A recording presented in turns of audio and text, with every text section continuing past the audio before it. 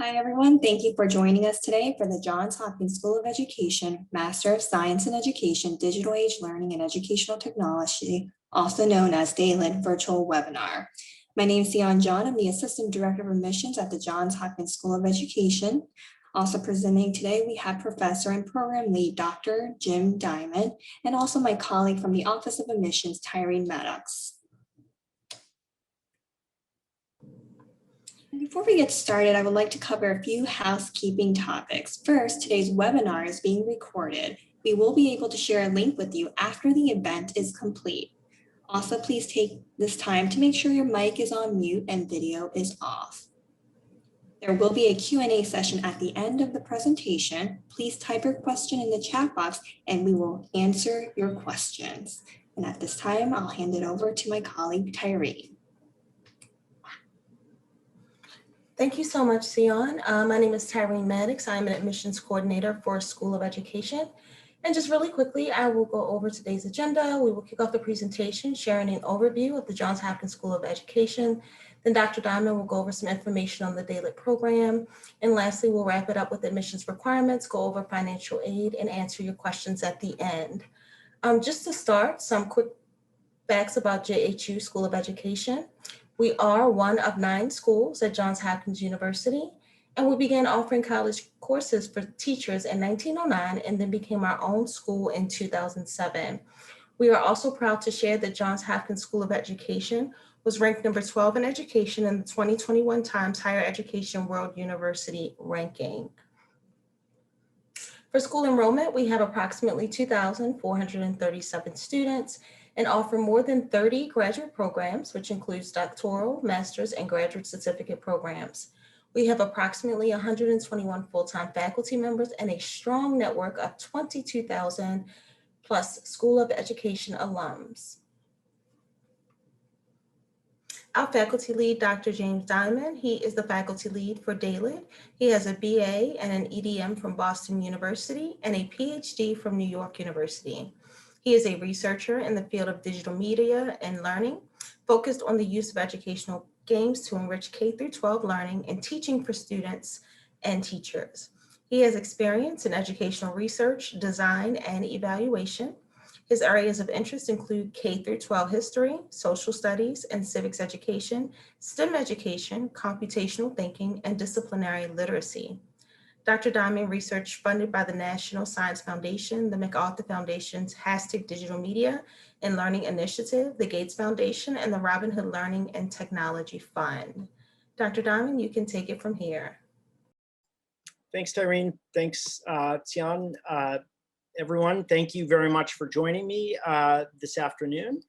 I'm always excited to do these webinars and to know that there are people in the world who are interested in our program and interested in the wider field of educational technology. You know what? I think I'm going to put my camera on. I wanted to, I think, can you guys see me? Yes. Okay, sorry. It's nicer to see a face. So before I go through our presentation, we have a pretty brief presentation for you this afternoon, just as my colleague said, to give you an overview about the program. I want to tell you a little bit about why I'm excited that you're interested in this field. So firstly, I applaud your decision to be thinking about graduate work in educational technology. I think it's a fairly incredible time to be thinking about such a significant commitment. Some of you may already have graduate degrees. Some of you, for others, this may be your first graduate degree. It's a significant effort, it's a significant amount of time, it's a significant amount of money.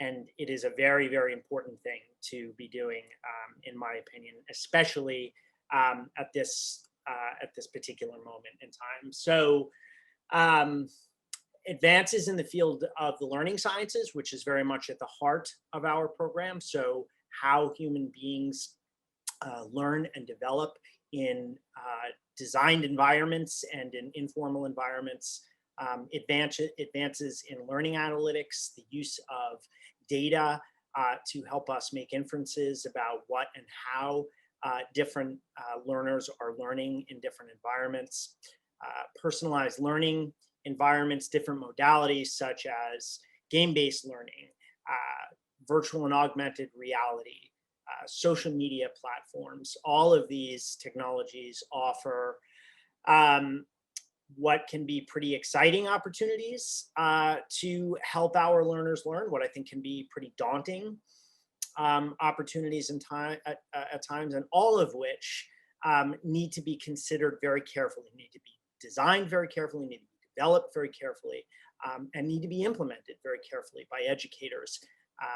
And all of those things are what you're going to be considering as a graduate student in this program. As we also know, coming out of a pandemic, or I'd like to think we're coming out of a pandemic, but given the past year and a half in formal schooling, we all know, I think, that we continue to have massive and pervasive inequities in our society. And this was felt very, very strongly, certainly, in the area of schooling during the pandemic, right? We know lots and lots of kids in many different areas in all parts of the world did not have access to the technologies that some of us had assumed they had, or had access to technologies that were not always working very well, or were in schools that were not necessarily well prepared to use those technologies at home for any number of reasons, right? Many of which might have had nothing to do with a lack of preparedness of educators or school leaders, but rather everything to do with the policies that inform how school systems are making plans to use educational technologies. So all of those things are important issues. They are the types of issues you're going to be considering as a grad student in educational technology. And my program, my colleagues and I are committed to each and every one of you, whether you're coming in as a current classroom educator, you're a former classroom educator, you're thinking about being a classroom educator, you're thinking about leaving the classroom altogether, perhaps you're in the adult education space, whatever education space you're in, we are committed to helping you become strong systems thinkers, strong design thinkers, and strong humanistic thinkers as you are preparing to ultimately improve your own practices in using technologies to help your students and to help your fellow human beings develop and learn. So with that, let me congratulate you again. I'm excited to have you. And let me start to go through this presentation, and we'll have question and answers on the other side of the presentation. Okay. So DALET's a fully online program, as you likely know. It offers a Master's of Science in Education degree. It's 36 credits, so that's typically 12 courses. There's also a 5-course, 15-credit graduate certificate. It's a smaller subset of students in the program. These students sometimes have graduate degrees in educational technology or other areas already, or are sometimes thinking about an interim step between their, the existing either undergraduate work, or maybe even have started graduate work and haven't finished it. But sometimes students treat these certificates as interim steps. Other students, this is, they plan on having the certificate and moving on professionally. For the master's degree, it's typically a 2-year program, and most of our students, most of the master's degree students are done in about 2 to 2.5 years. By far and away, our students are part-time, so they are, the large majority of our students are working professionals full-time. They're typically pursuing their degree part-time. Most of them are taking 2 courses a semester, spring, summer, and fall, as you can see. For the certificate, most of our students are done in about a year's time. Next slide, please. So as I've mentioned, the degree or the certificate, I believe, appeals to people who are currently in the K-12 space or the K-16 space, so who are also teaching at the college level as well. It's a program that's well suited for school leaders who have a real interest in becoming educational technology leaders in their schools or districts, or again, if you're in other adult education spaces, who have an interest in moving into leadership positions in the area of instructional design and technology. It's a strong program for higher ed professionals. Indeed, every year, several of our students are working in higher education, sometimes as faculty members elsewhere, often as instructional technologists, multimedia specialists, instructional designers. We also have organizational leaders, so people outside of schools in publishing, for example, people who are in the curriculum and instruction development space. We have leaders come through the program, people who are education consultants, and then certainly people who are either currently focusing and specializing in the area of online education, meaning developing online education, but also implementing it as we are here in the program. Next slide, please. These numbers shift a bit. This is typically about right. So there's typically between 65 and 75 students in the program at any given time between the degree and the certificate. As you can see, most of them are part-time. This is about right. It's usually about 2/3 female, 1/3 male. The average age fluctuates a bit, but mid-30s is fair to say. And then the range is we have students who are coming straight out of their undergraduate degrees who don't necessarily have any professional experience yet. It's not common, but we do have them. And then that ranges all the way through to people who are in their 50s, who are sometimes career changers, or are have been in a profession for a while and are really looking to deepen their practice. Next slide, please. Our students are really from all over the place, certainly within the US.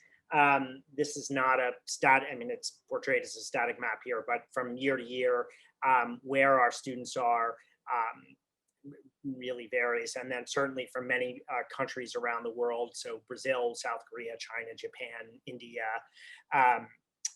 Morocco, other countries around the world. I think what's useful to know here is that the student body geographically is extremely diverse, and which makes, and I'll talk about this in a little bit when we talk about the courses and how they're run, but can make for very, very interesting experiences when you're having people come from so many different areas. As you know, education is often such a local affair. And so you wind up learning a lot from your peers in this program. Next slide, please. It's an online program. It is delivered exclusively through Blackboard, which is a learning management system.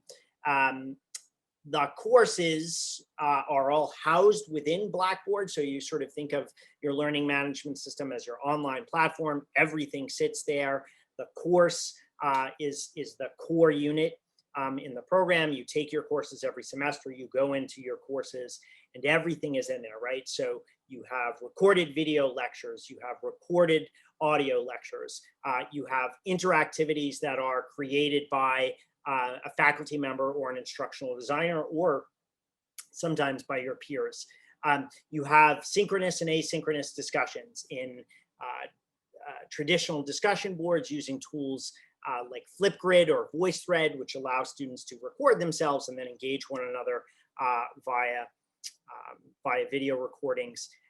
Discussions go on in Microsoft Teams, they go on in Slack, they go on in WhatsApp, they go on in any number of fora, most of which are sort of centralized through the learning management system. Of course, students all the time will be communicating with one another in using whatever methods works best for them.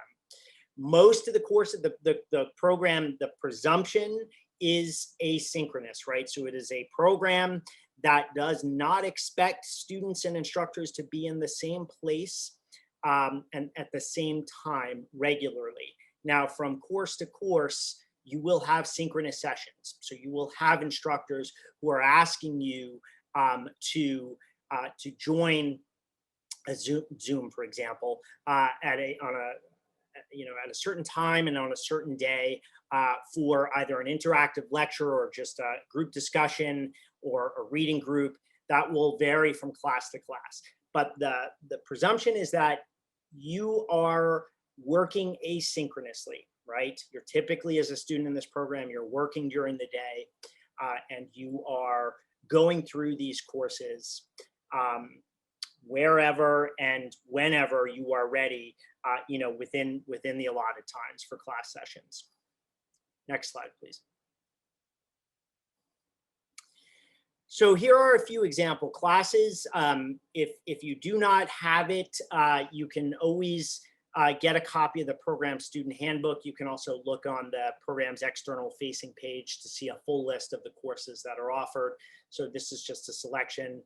Tech and the Science of Learning is a foundational course, as I mentioned earlier. The learning sciences are a foundation for the program. So we fully expect that all of our students are becoming well-versed in the current research in the area of the learning sciences, how human beings learn, and particularly how they learn in designed environments or with designed tools. So the science of learning is very much at the core of the program. Emerging issues is what's happening now. What do we expect to happen 3-5 years down the road with respect to new technologies, with respect to policies that may help or hinder the use of particular technologies? So that's a course that really ranges a bit. Designing and delivering online and blended learning environments is what it sounds like. Technology for learner variability is a course that's very much focused in the UDL framework, so the Universal Design for Learning. Students who are going through that course really get to know UDL inside and out, and think about how to use it as a framework to implement ed tech in their various professional settings. Tech leadership for school improvement and computational thinking for K-12 educators is an elective course, just as is tech for learner variability. In this case, it's a course that introduces teachers to basic principles in computational thinking, and indeed some very basic computer programming with the intent of going back and using those things in their classrooms. Next slide, please. So our faculty, there are 3 full-time faculty members in this program: myself, Dr. Chris Devers, and Dr. Josh Shushki, who's just starting this year. Dr. Devers and I, our backgrounds are primarily in the areas of instructional design and instructional technology and the learning sciences. Dr. Shushki has a background in anti-racism education and in media studies. We also have adjunct instructors who come from the K-12 space. So we have several principals or assistant principals who teach in the program. Instructors who are professional instructional designers here at Hopkins or elsewhere.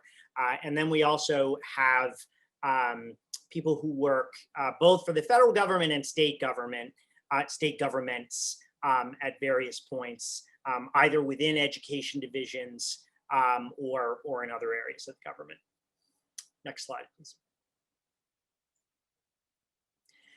So I've touched upon some of this already, but so people who come in are primarily in the K-12 space. So students in the program at any given point, about 60 to 70% of our students are current K-12 teachers. A much smaller percentage of them are administrators. The other 30 to 40% are in the very wide adult education space, right? So that includes higher education teaching and administration, tech consulting, instructional design. We have pretty regularly people in the US military, people who are in the media production space, so working for publishing companies, typically sometimes in public education or nonprofit educational technology developers, or indeed profit-making educational technology companies. And then lastly, we periodically see people in the game development space as well, either as game designers or actual developers. We tend not to see many developers come through the program. So for example, people who are interested in actually coding and developing either games or apps. We do have them periodically, but not often. Next slide, please. Program is fully online. It is applicable to many organizational contexts because the field of educational technology is applicable to many organizational contexts. It is true that we have faculty with significant professional experience. So not only as higher ed academics and researchers, but people who have, we've got a pretty deep bench of experience in the K-16 educational technology space. And there is, as I've noted, a very strong focus on K-12 education in blended, increasingly blended and face-to-face contexts. Next slide, please. So this is just an example of what a part-time student's schedule might look like, right? So you can see six terms, 2 courses a term, which is pretty normal for the way our students proceed. Everybody starts with tech and the science of learning. Everybody ends with the advanced seminar and the advanced applications, which are students' capstone experiences for the master's degree. And then everything in between is taken in consultation with your academic advisor. So you will talk with academic advisors about the sequences in which taking courses might make most sense for you. You are also able to take up to 2 courses outside of the program in consultation with your advisor. And we have students who indeed do go that route, right? So the School of Education has plenty of programs with plenty of different areas of focus. And it's a great idea to take advantage of those different areas by taking a course or 2 outside of the program and integrating that into the work that you're doing in DALET. Next slide, please. And I'm done. All right, thank you, Dr. Diamond. So now we're going to continue by going over the application requirements. First, applicants must submit a completed application, which can be found on our website. The application fee is $80. First, we're going to need all official transcripts, including institutions you may have taken courses but did not receive a degree. Again, keep in mind this is from all post-secondary institutions that you have attended. Next, a 500-word essay must be uploaded. Please visit our website on the admissions webpage to learn more about the essay portion of the application. You'll need a current resume or CV, 2 letters of recommendation. So we do prefer at least one of your references to be an academic reference from a former instructor or faculty. However, if you're unable to have one academic letter of recommendation, we will accept 2 letters of recommendation, 2 professional letters of recommendation. And lastly, the GRE is not required for this program.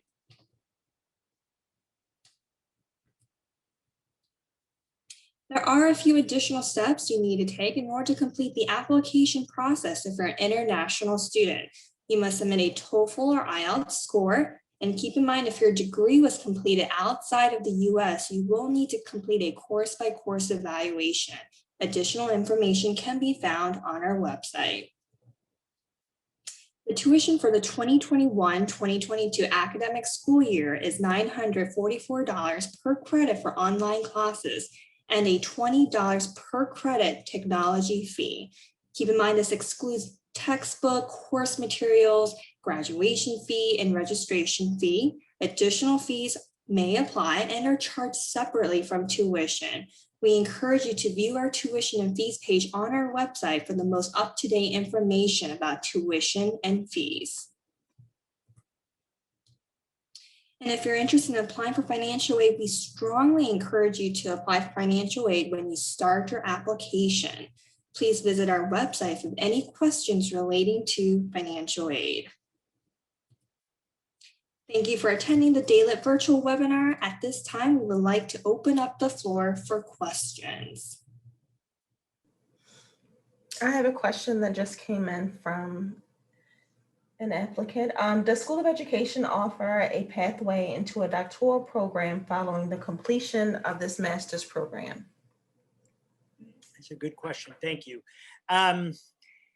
It does, but it is slightly complicated, which is probably not a terrifically helpful answer. And I would be happy if whoever this is wants to email me and we can set up a time to talk. So the way that the School of Education at Hopkins is set up is that the doctoral degrees, so the EDD, which is the larger of the two doctoral programs, and the PhD exist as separate programs, which is not necessarily a common model, right? So if you think of academic departments, for example, sociology has an undergraduate has undergraduate students, master's degree students, and doctoral students, all typically working within the same program or department. It's not exactly the same in the school because those programs exist separately. So there is some additional work to be done in terms of moving students, for example, from the DALET program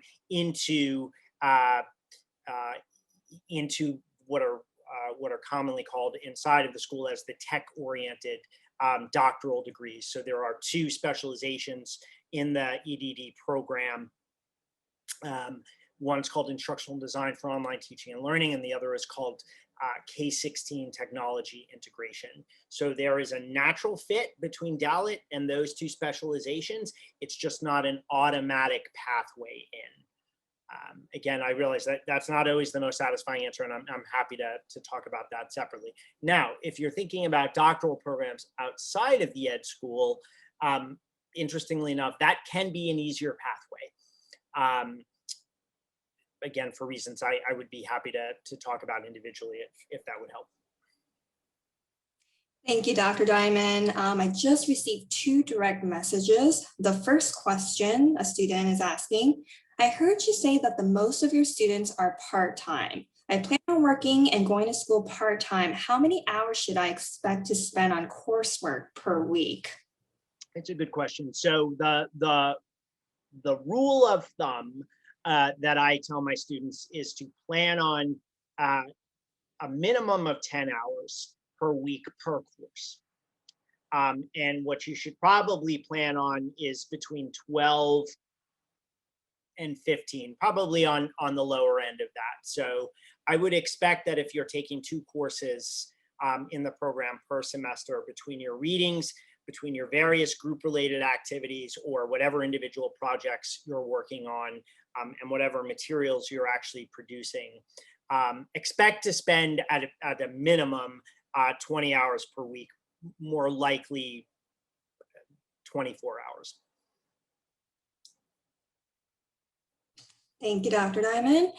The next question was, how often do students stretch beyond 2 years for the master's given work commitments?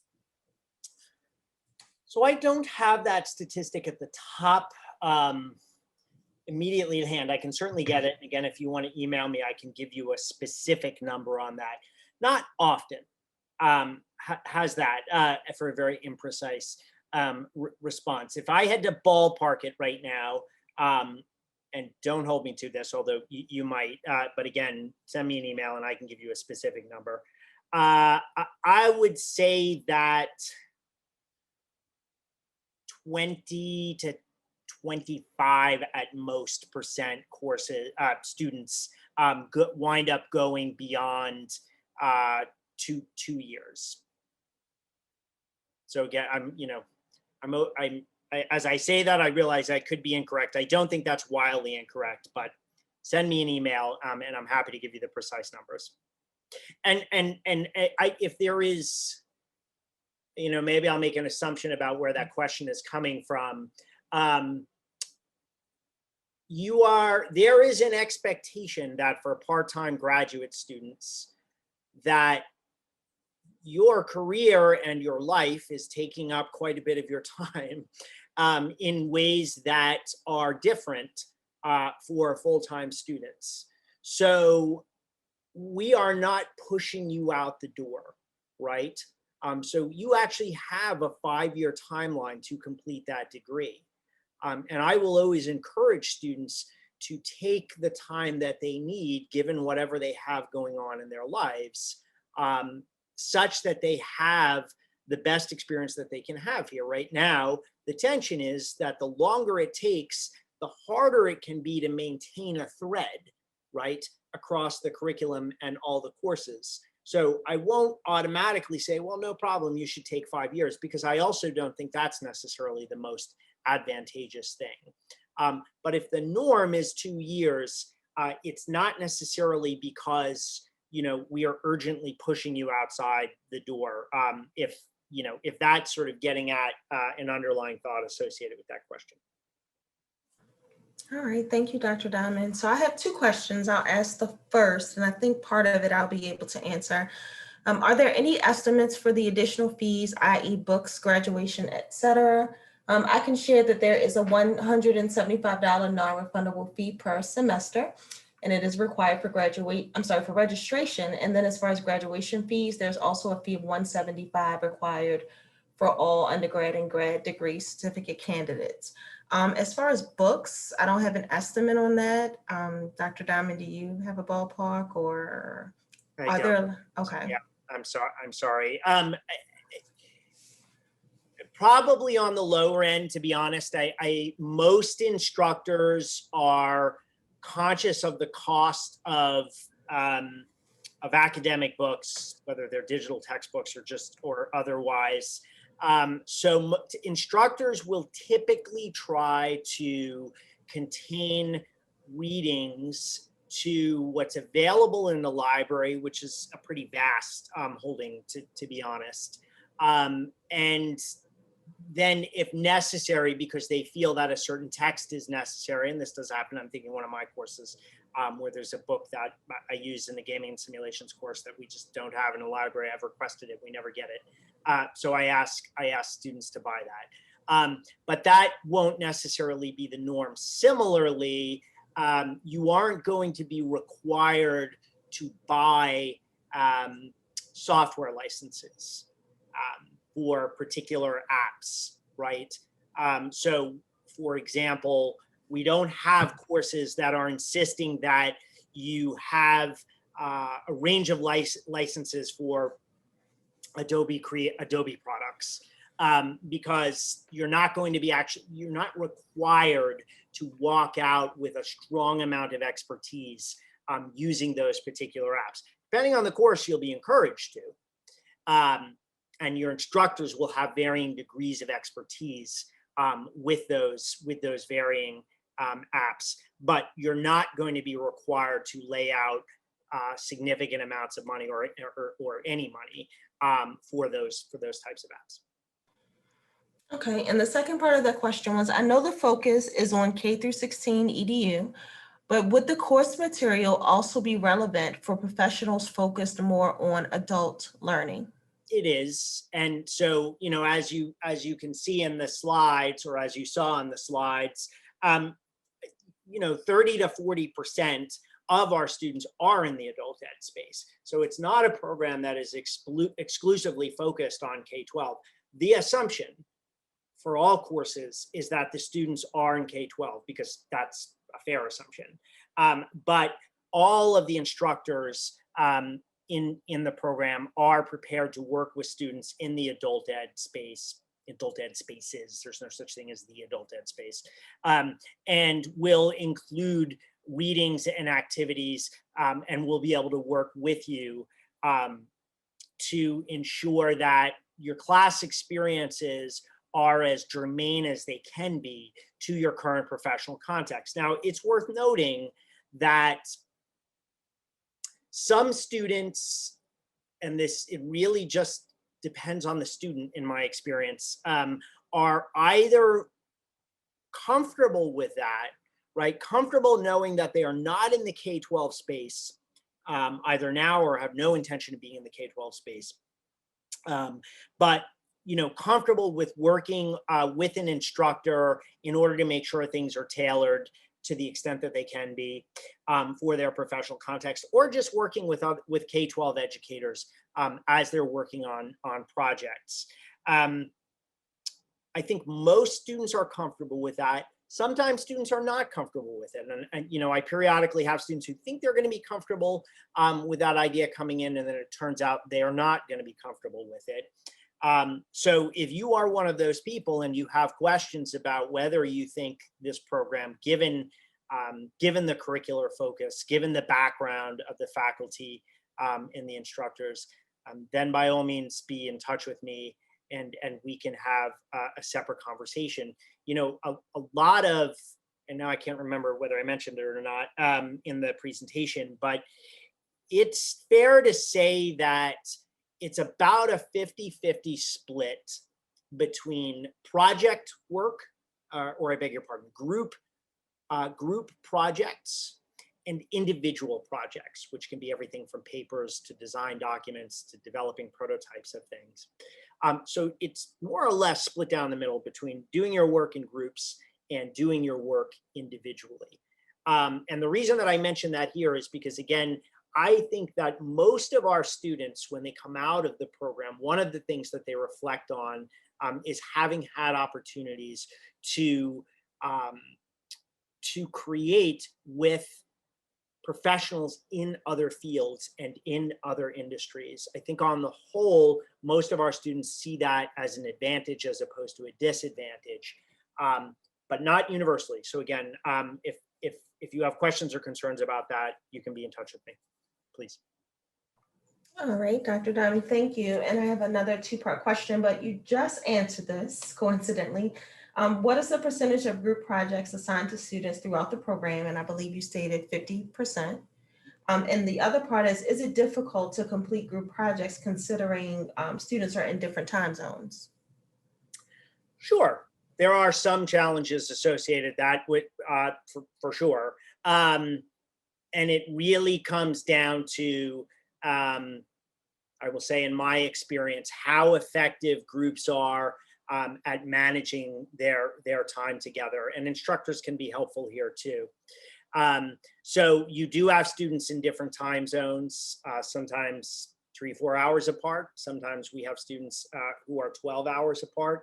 Instructors are always aware of that. So nobody is unreasonably going to insist that students are working together synchronously when it's really not possible, because they are halfway around the world from each other. Students do figure out other ways to work together, often on their own, sometimes in consultation with instructors. But yes, there certainly can be challenges with that. Not impossibilities, right? If they were, we wouldn't be doing it. But yeah, there can be challenges. Thank you, Dr. Diamond. To piggyback off that question, I have a student who's asking, she said, sorry, I missed the first part of the presentation. Do I need to be online at a specific time and date?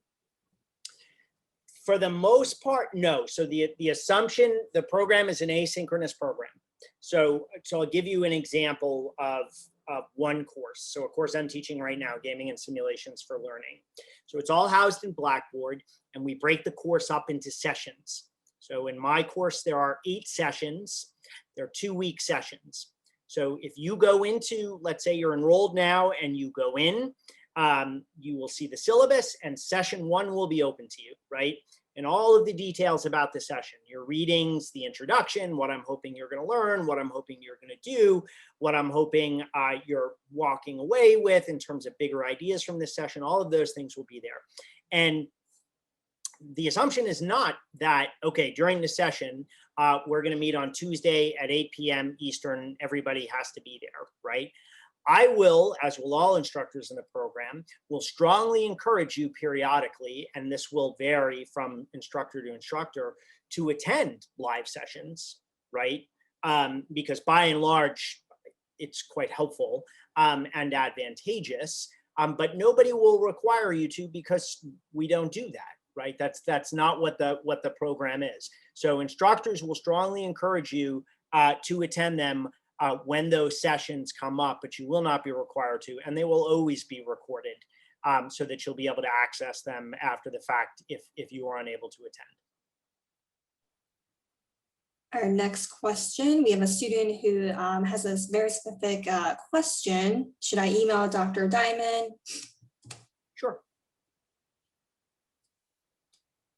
Here, I can put my email address in the... Perfect. And while you're doing that, our next question is, are live sessions outside of the workday?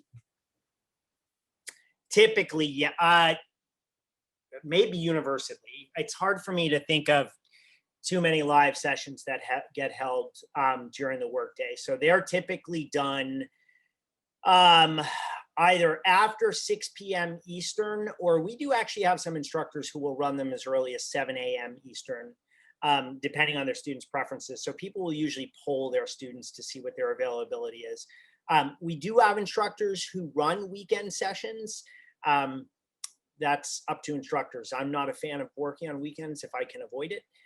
So typically early morning or evening, not often, if at all, during the workday. All right, it looks like there are no more questions. Thank you for your interest in the Johns Hopkins School of Education. Thank you, Dr. Diamond, for the wonderful presentation. Thank you. Look forward to hearing from you. And on this slide, we have some important contact information for any admissions related questions. Feel free to reach out to my colleague Tyrene. Program related question, Lisa McNeil, Senior Academic Program Coordinator, and also Dr. Diamond's email is in the chat box. Have a wonderful evening, everyone.